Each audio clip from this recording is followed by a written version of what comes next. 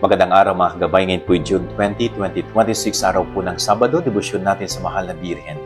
Ako po si Father Mark Bin at ang ating ebanghelyo hango sa ebanghelyo ni San Mateo, chapter 6, verse 24 to 34.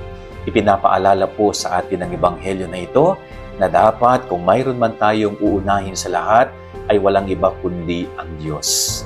At hindi lamang po dapat basta natin siya inuuna, maging sa paglilingkod, dapat ang Diyos ang una nating paglingkuran. Sapagkat kapag nagawa nating unahin ang Diyos at unahing paglingkuran siya, ang lahat ng mga bagay na gagawin natin ay magiging maayos. Natandaan po natin yung sinasabi ng gospel, no? Hindi tayo makapaglilingkod, no? Sa iisang oras, sa dalawang amo. Hindi mo pwedeng paglingkuran ng Diyos at ang salapi.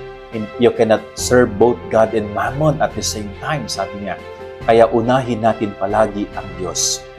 Sapagkat kapag inuna natin ang Diyos, inuna natin siyang paglingkuran, sabi ko nga, ang lahat ng mga gagawin natin ay magiging maayos. So yan ang ating gabay-aral ng maghapon. God bless po sa inyo lahat. Pagpalain kayo ng Panginoon.